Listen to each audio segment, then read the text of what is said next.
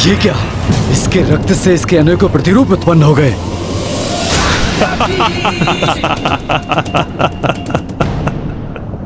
देखा वरुण देव, तुम मेरा जितना रक्त बहाओगे उतने ही प्रतिरूप अपने समक्ष पाओगे।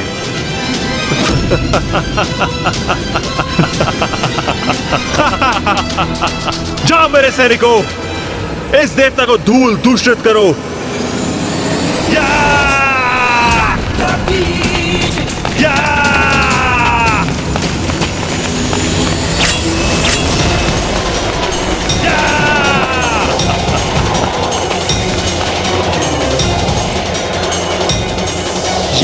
ये क्या? मेरा खड़क कहाँ जा रहा है?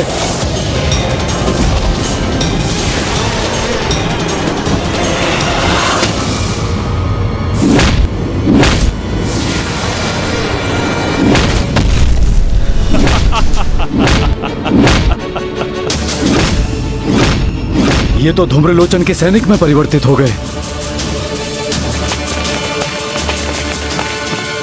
कोई बात नहीं, इनके लिए मेरी शक्ति ही काफी है।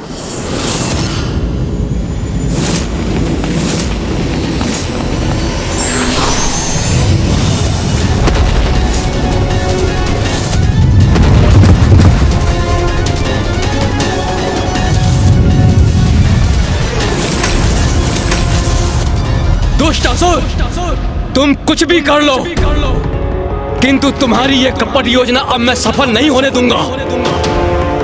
अब मैं अपनी अन्य दिव्य शक्तियों से तुम्हें भस्म करूंगा। कब तक रोक पाओगे हमें देवताओं? स्वर्ग लोक तो हम लेकर ही रहेंगे, बस कुछ ही क्षणों की बात है।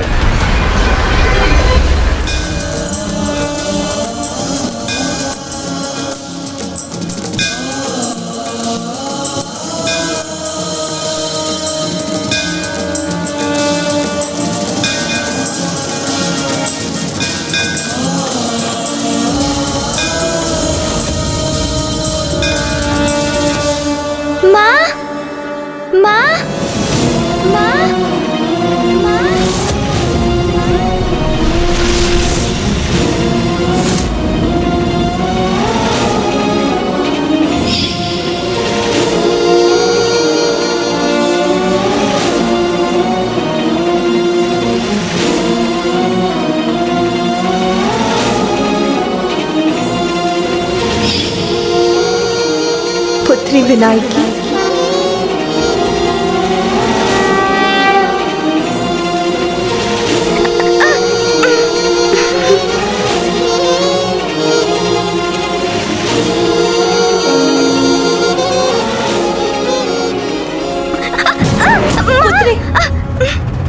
पुत्री गिरना मत।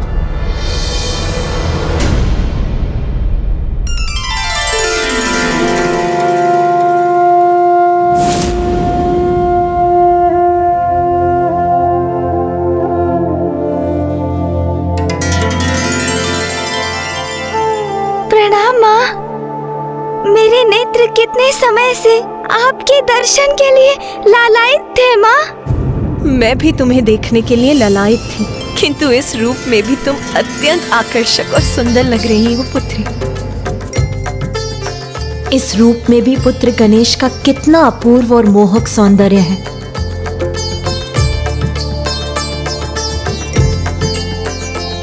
किंतु इसने साड़ी को ऐसे क्यों पकड़ा हुआ है?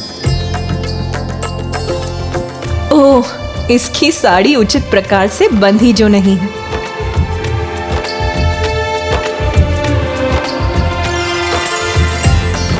बुद्धि का देवता मेरा पुत्र विघ्नहर्ता है, प्रथम पूज्य है, किंतु साड़ी धारण करना वो तो अभ्यास से ही आता है। आप मुझे देखकर हंसी क्यों माँ? क्या मेरा ये रूप सुंदर नहीं है? क्या मैं विचित्र दिख रही हूँ? नहीं नहीं पुत्री, तुम्हारी सुंदरता तो अद्भुत है, किंतु ये अंग वस्त्र ये उचित प्रकार से नहीं बंधी। देखो, ऐसे धारण करते हैं इसे।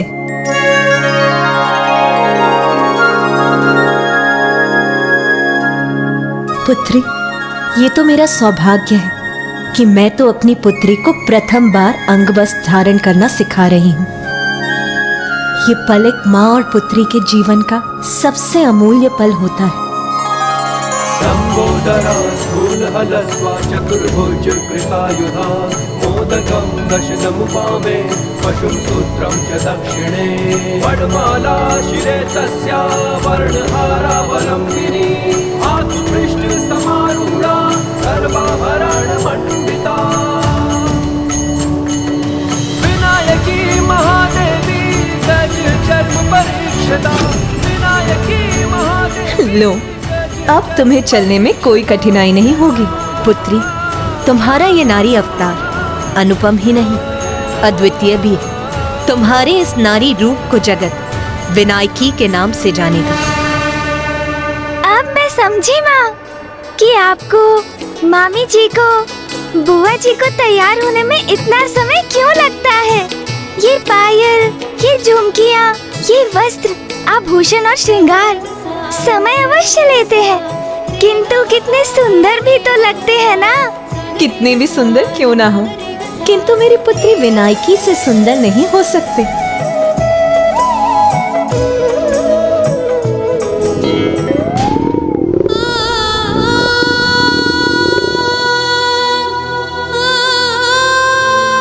अब तो मेरे मुख में भोजन का एक भी ग्रास तभी प्रवेश करेगा जब स्वयं माँ अपने हाथों से मुझे खिलाएंगी। मेरी पुत्री अभी भी भूखी है।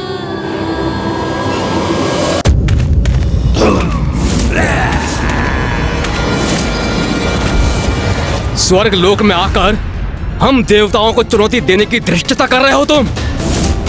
कदाचित हम देवताओं की दिव्य शक्तियों से परिचित नहीं हो तुम। मात्र धृष्टता नहीं अग्निदेव, तुम्हारे स्वर्ग लोक में तुम्हें ही पराजित करेंगे हम।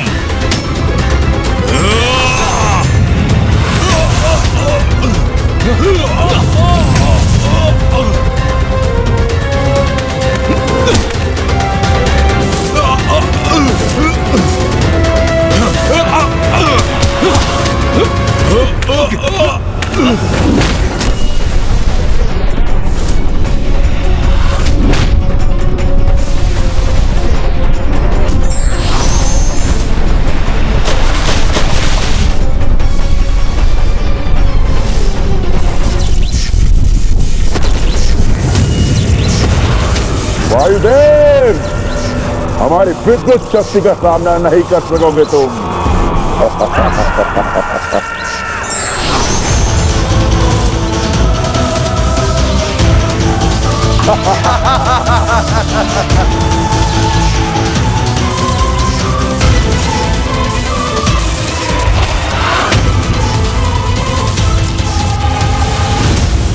अब मैं निशस्त्र हो गया हूं, किंतु इनका सामना तो तब भी करूंगा मैं।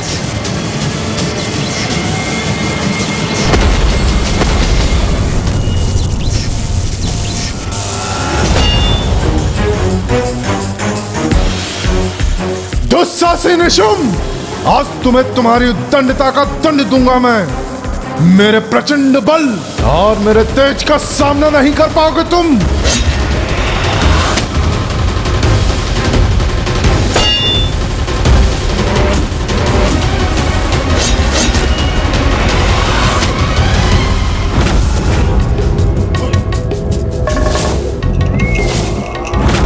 इंद्रदेव, तुमने मेरे भ्राता नमूची को मल्ल युद्ध में पराजित किया था ना। यदि साहस है तो आओ और मुझे पराजित करके दिखाओ। आओ।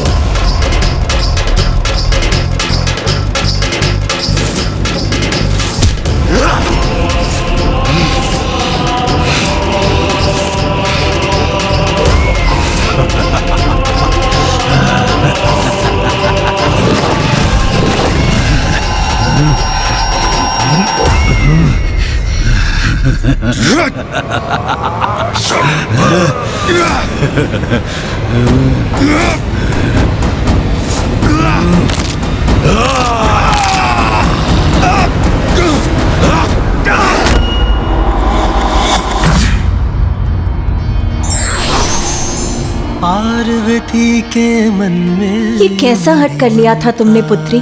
ऐसे भी कोई करता है क्या? तुम्हें ज्ञात भी है कितनी चिंतित हो गई थी मैं। तुम भोजन नहीं करोगे तो? पार्वती के मन में उमड़ी ममता, माँ की गोद में आए विघन हरता।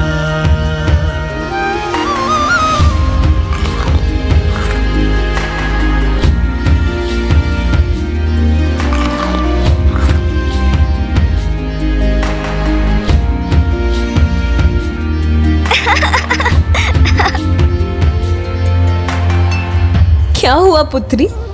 तुम हंस क्यों रही हो? माँ, अब तो मैं पूर्ण रूप से तृप्त हो गया। मेरा अर्थ है तृप्त हो गई। और आपकी स्नेहपूर्ण उलाहना भी मुझे प्राप्त हो गई। मेरी इच्छा तो यही है कि ये हमारे स्वर्णिम और आनंददायक पल इसी प्रकार निरंतर चलते रहे। किंतु मुझे माँ को शीघ्र वो सब कुछ असुरों के बढ़ते साम्राज्य और उनके अत्याचारों के बारे में बताना ही होगा।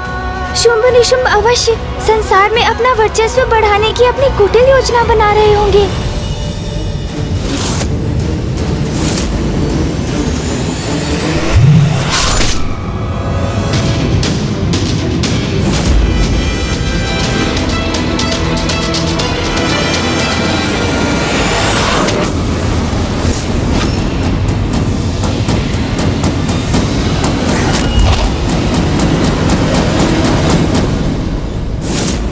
आओ मित्र देवराज, आओ लड़ो मुझसे, वार करो मुझ पर, आओ।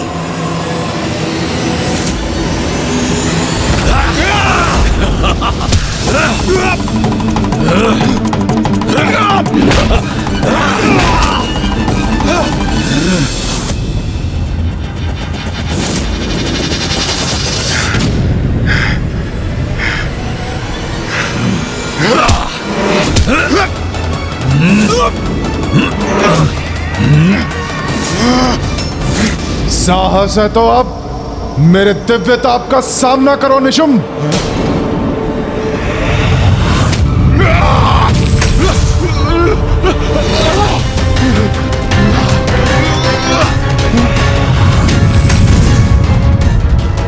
मेरा क्रोध जागृत करके तुमने बहुत बड़ा संकट उत्पन्न कर लिया है निशुंभ। अब मेरा तेज ही मेरा शस्त्र बनकर तुम्हें पराजित करेगा।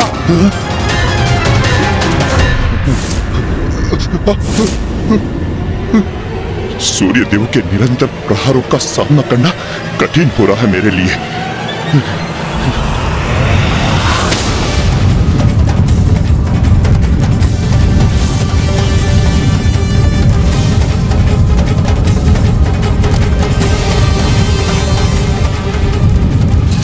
इसके बढ़ते तेज से मेरे नेत्र चौंधिया रहे।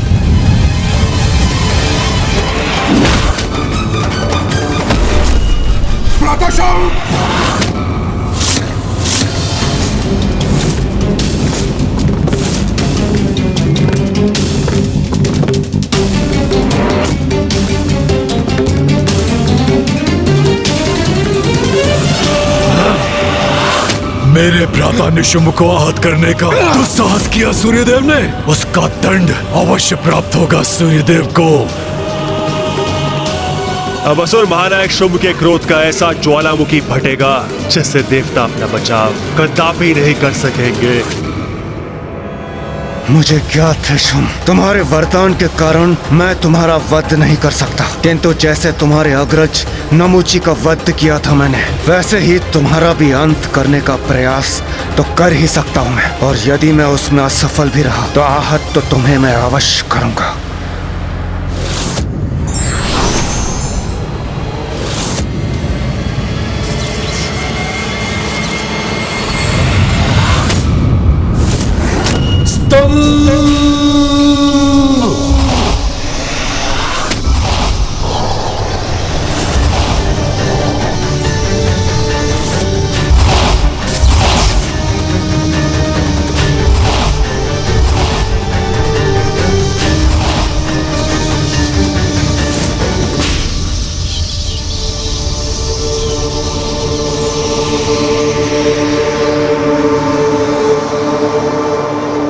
भ्राता निशुंभ, मुक्त हो जाओ।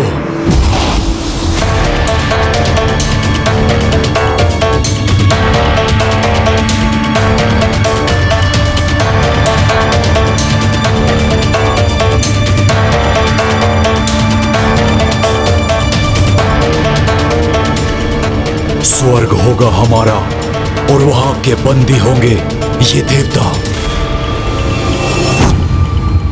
जो घट चुका है और जो घटित हो रहा है मुझे भली भांति ज्ञात है पुत्री। क्या आपको सब कुछ ज्ञात है माँ? हाँ पुत्री, शुंभ निशुंभ कैसा आतंक फैला रहे हैं वो मुझसे छिपा नहीं है। माँ, मैं और भैया यही समाचार आप तक पहुँचाने के लिए आपको ढूंढ रहे थे, क्योंकि हमारे अनुसार वो दोनों दुष्ट शुंभ और निशुंभ अवश्य स्वर्ग पर अपना अधिकार स्थापित करने के लिए किसी कुटिल योजना का निर्माण करेंगे और जिसे आप ही रोक सकती है माँ। इसलिए माँ, अब तो आप मेरे साथ लौट चलिए ना।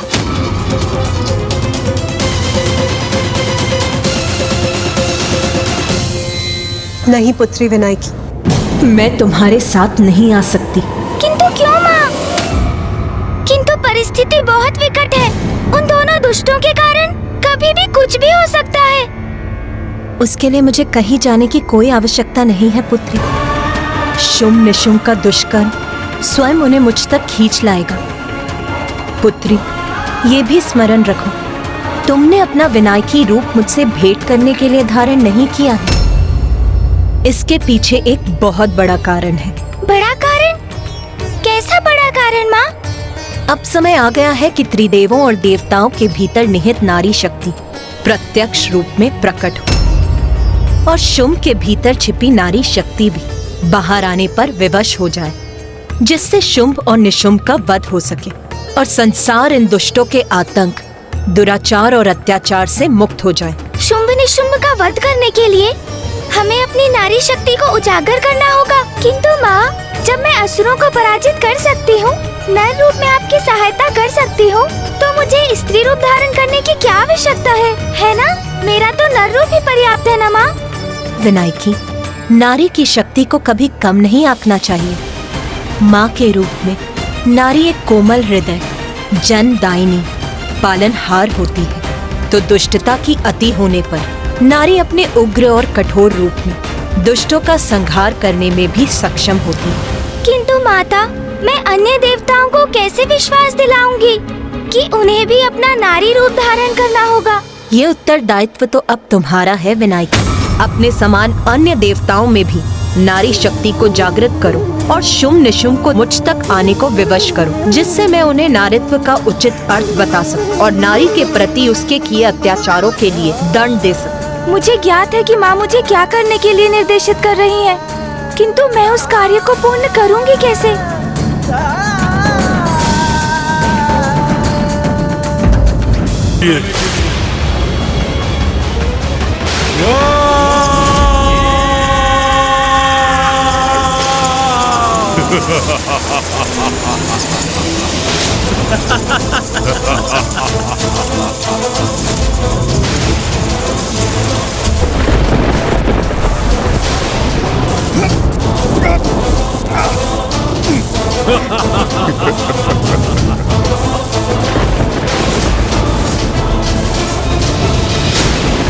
अब तो स्वर्ग पर मेरा इस असुर महानायक शुंभ का अधिकार हुआ।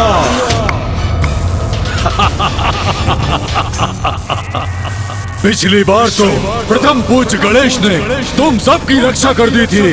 अब कहाँ है वो? अब तुम्हें मुझसे कौन बचाएगा? इंद्रदेव?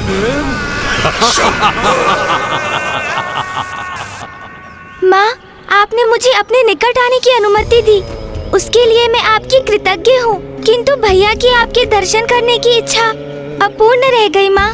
अब ज्ञात नहीं उन्हें वो अवसर कब प्राप्त होगा, किंतु आप कब कैलाश लौटेंगी माँ? गणेश, भैया आ गए। कहाँ हो तुम अनुज? भैया तो कदाचित इस रूप में मुझे पहचान ही नहीं सकेंगे, असमंजस में पड़ जाएंगे वो। मुझे पुनः अपने गणेश रूप में आ जाना चाहिए। अरे नहीं, यही तो उचित अवसर है। अब यदि विनायकी का रूप धारण किया ही है तो भैया से थोड़ा आमोद प्रमोद भी हो जाए, आनंद आ जाएगा। गणेश, गणेश कहाँ हो तुम? कहाँ हो अनुज? गणेश, गणेश कहाँ हो तुम? स्वामी, कहाँ हैं आप? अनुज कहाँ हो? गणेश कहाँ हो अनुज?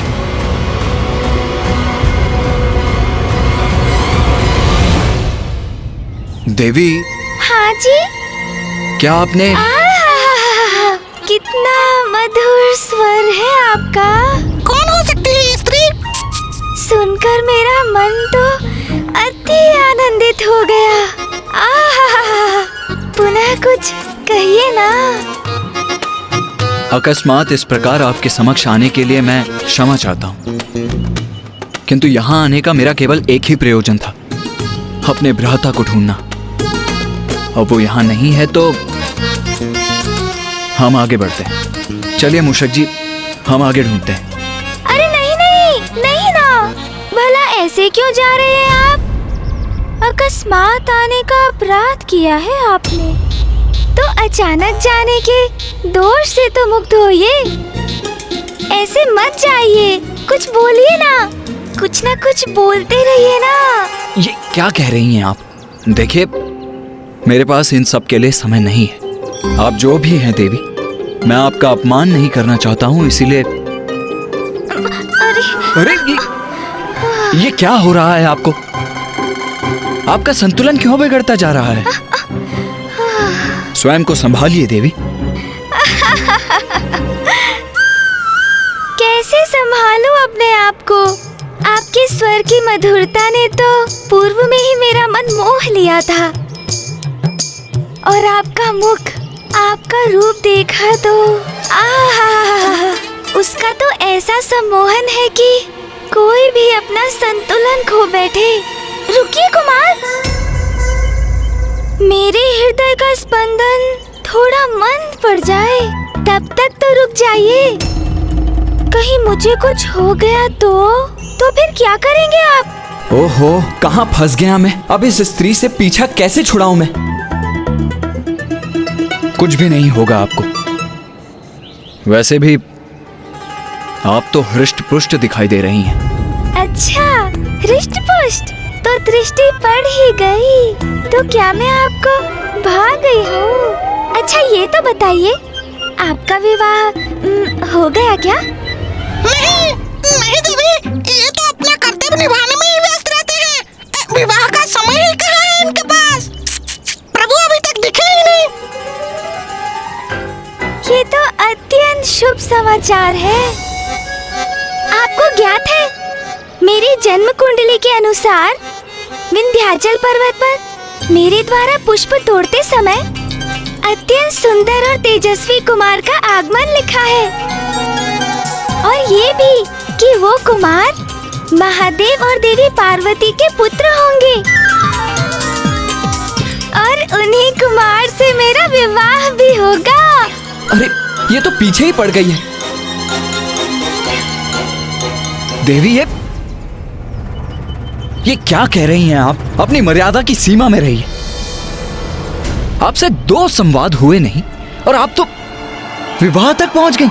किंतु हृदय तो कभी असत्य नहीं कहता कुमार। आप ही है ना महादेव और माता पार्वती के वो पुत्र? बोलिए ना। हाँ, ये तो वही है, माता पार्वती और महादेव के पुत्र कुमार कार्तिकेय। अरे मूषक जी, आप तो और संकट में डाल देंगे। देखा, मुझे जो आभास हुआ था वो सत्य भी था। स्वामी, मेरे स्वामी, आप अंततः मिल ही गए मुझे। कितनी प्रतीक्षा करवाई मुझे, किंतु कोई बात नहीं। अब तो मैं आपको अपनी दृष्टि से कहीं दूर जाने नहीं दूंगी। गणेश कहाँ रह गया? मेरा अनुज क्या कम संकट उत्पन्न करता है जो अब इस स्त्री से भी भिड़ंत हो गई है मेरी?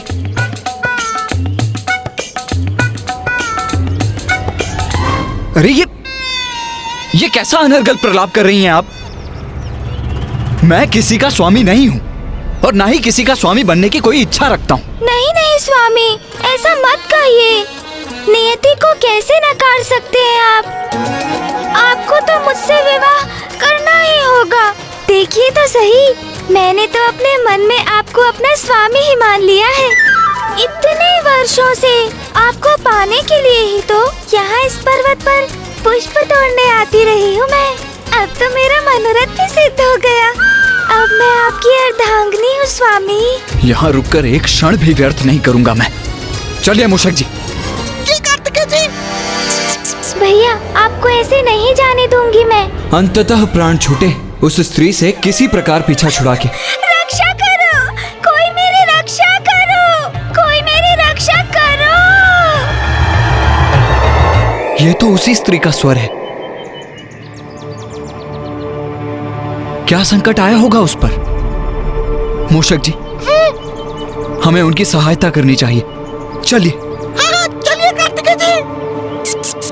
रक्षा करो, कोई मेरी रक्षा करो। इसे देखकर तो ये प्रतीत नहीं होता कि ये किसी संकट में है। फिर ये बचाओ बचाओ की चित्कार क्यों कर रही है? रक्षा करो, मेरी कोई रक्षा करो। क्या हुआ? सहायता की गुहार क्यों लगा रही थी आप? ओह, तो इसका तात्पर्य है आपको मेरी भी चिंता है। इसका अर्थ तो यही है, आपको प्रेम है मुझसे। मुझे ज्ञात था स्वामी, मैं पुकारूंगी तो आप अवश्य आएंगे। किंतु मुझे क्षमा कर दीजिए स्वामी, मैं तो बस अपने इस विश्वास की पुष्टि कर रही थी। किंतु स्वामी, ये तो प्रमाणित हो गया कि आपके हृदय में मेरे लिए स्थान है। मुझे आपसे कोई प्रेम वेम नहीं है। मैं तो आपसे परिचित तक नहीं हूँ। मुझे रिझाने का व्यर्थ प्रयास कर रही हैं आप।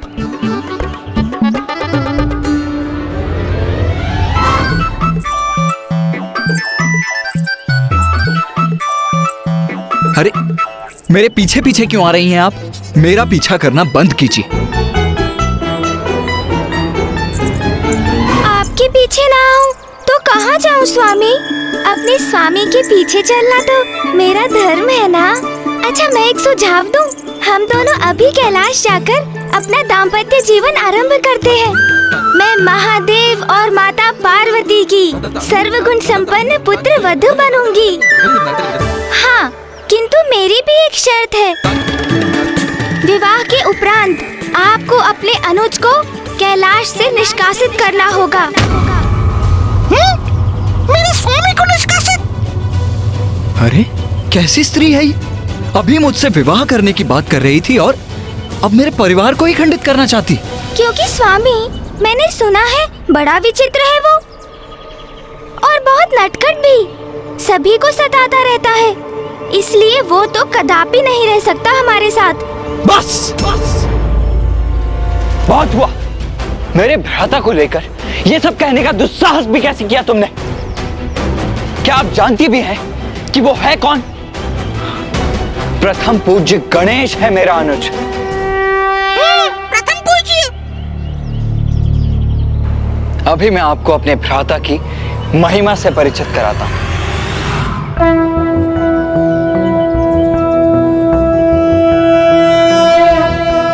प्रणम्यं शिरसा देव गौरीपुत्रं विनायकं भक्तावासं स्मर नित्यं आयुः कामार्थसिद्धये। प्रथमं वक्रतुण्डं च एकदन्तं द्वितीयकं तृतीयं कृष्णं पिङ्गाक्षं गजवक्त्रं चतुर्थकं लंबोदरं पंचमं च षष्ठं विकटमेव च सप्तमं विघ्नराजेन्द्रं धूम्रवर्ण तथाष्टकं नवमं भालचन्द्रं च दशमं तु विनायकम् एकादशं गणपतिं द्वादशं तु गजाननं द्वादशैतानि नामानि त्रिसन्ध्ययः पठेन्नरः न चाविघ्नभयं तस्य सर्वासिद्धिकरं प्रभो।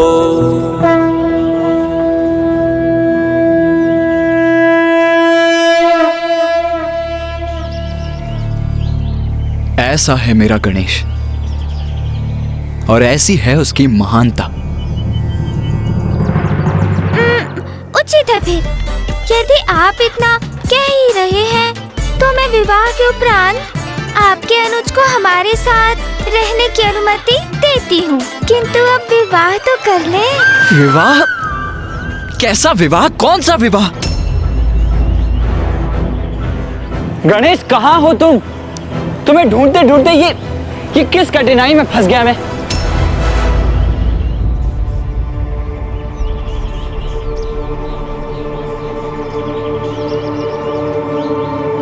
भैया, मेरे भैया।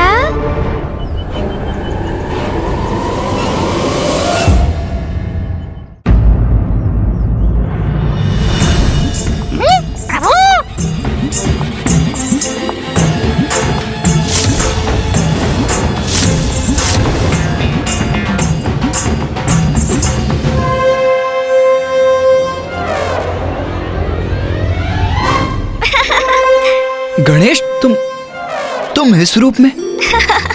ये सब क्या है? तुम गणेश ही हो ना? हाँ भैया, मैं गणेश ही हूँ। किंतु गणेश, तुम इस रूप में क्यों हो? हाँ, बताती हूँ भैया कि वास्तव में क्या हुआ था। यदि तुम्हें मुझसे भेंट करनी है तो तुम्हें भी नारी रूप धारण कर यहाँ आना होगा, अन्यथा तुम्हारा यहाँ आना असंभव है। पुत्र गणेश, तुम्हें भी अपने भीतर के उस नारी तत्व को उजागर कर स्त्री रूप धारण कर माता के पास पहुंचना होगा। तुम्हारे इस नारी रूप को जगत विनायकी के नाम से जानेगा। अद्भुत! आपके इस रूप के दर्शन पाकर मैं कृतार्थ हुआ प्रथम पूज्य गणेश जी।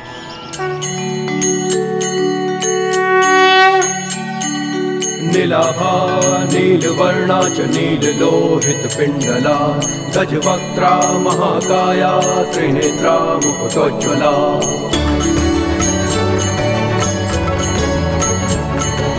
लंबोदरा स्थूलहलस्वा चतुर्भुज कृतायुधा मोदकं दशनमुपामे पशुं सूत्रं च दक्षिणे वनमाला शिरे तस्या वर्णहारावलम्बिनी आत्मपृष्ठ समारूढा सर्वाभरणमण्डिता विनायकी महादेवी गज चर्म परीक्षिता विनायकी महादेवी गज चर्म परीक्षिता विनायकी महादेवी गज चर्म परीक्षिता विनायकी महादेवी गज चर्म परीक्षिता।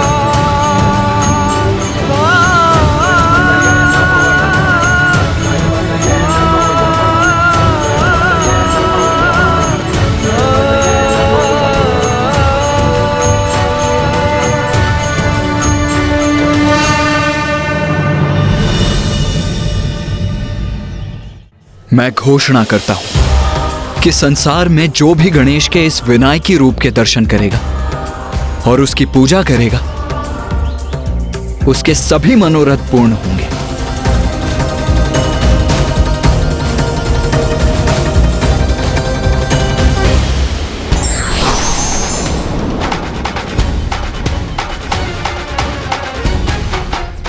भैया, मुझे क्षमा कर दीजिए। मैं तो बस आपके साथ परिहास कर रहा था। किंतु क्या करता भैया, इतना सुनहरा अवसर जो प्राप्त हुआ था तो उसे कैसे गंवाता मैं। फिर उन स्त्री ने भी तो कहा था कि गणेश बहुत नटखट है। चलो, कठिनाई के इस समय में मेरे कारण तुम आनंदित तो हुए। मुझे क्षमा कीजिए भैया, मैं स्वयं को रोक नहीं सका। अच्छा, अब ये बताओ कि माँ से भेंट हुई तुम्हारी? कैसी है वो? क्या कहा उन्होंने? माँ से भेंट तो हुई मेरी। वो यहीं इस विंध्याचल पर्वत पर ध्यानस्थ है।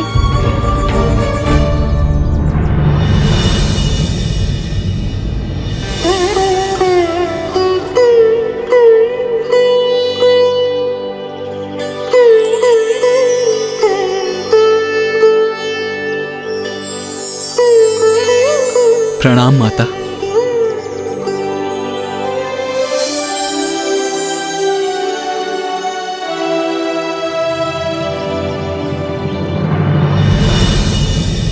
किंतु गणेश, ये तो बताओ कि माँ ने तुमसे कहा क्या?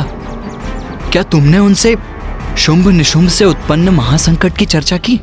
भैया, माँ ने कहा कि तुमने अपना विनायकी रूप मुझसे भेंट करने के लिए धारण नहीं किया है। इसके पीछे एक बहुत बड़ा कारण है। अपने समान अन्य देवताओं में भी नारी शक्ति को जागृत करो और शुंभ निशुंभ को मुझ तक आने को विवश करो। माँ ने मुझे जो दायित्व सौंपा है उसे निभाने का आरंभ मैं भैया से ही करता हूँ। भैया, थोड़ी प्रतीक्षा कीजिए, शीघ्र आप भी अपने नारी स्वरूप के साक्षात्कार होंगे। उचित है गणेश, किंतु मैं तो अपने इसी रूप में सक्षम हूँ, तो मुझे नारी रूप धारण करने की क्या आवश्यकता है? आवश्यकता है भैया, आवश्यकता है। मैंने भी यही पूछा था माँ से भैया, किंतु उन्होंने मुझे समझाया, जो नारी समस्त संसार को जन्म देती है उस नारीत्व से बड़ी कोई शक्ति नहीं होती। शुंभ निशुंभ का वध करने के लिए ये आवश्यक है। आपको उसका वरदान ज्ञात है ना भैया? उस वरदान को निष्फल करने के लिए हम सभी को अपने भीतर की नारी और उसकी शक्ति को जागृत करना होगा, तभी हम इन असुरों के वध में सहायक बनेंगे। तब तो हमें यथाशीघ्र ऋषि मार्कंडेय जी के पास लौटना चाहिए। हमें ये तो ज्ञात है कि माँ कहाँ है, किंतु माँ के इस युद्ध में सहभागी होने के नाते हमें अब और भी सतर्क रहकर शुंभ निशुंभ के प्रत्येक क्रियाकलाप पर दृष्टि बनाए रखनी होगी। हाँ भैया, और ऐसी योजना भी बनानी होगी जिससे शुंभ निशुंभ शीघ्र माँ तक आने के लिए विवश हो जाएं। छल से स्वर्ग पर तो अपना अधिकार स्थापित करने का प्रयास कर ही चुके हैं शुंभ निशुंभ। ज्ञात नहीं अब वो कौन सी चाल चलने की तैयारी कर रहे हो।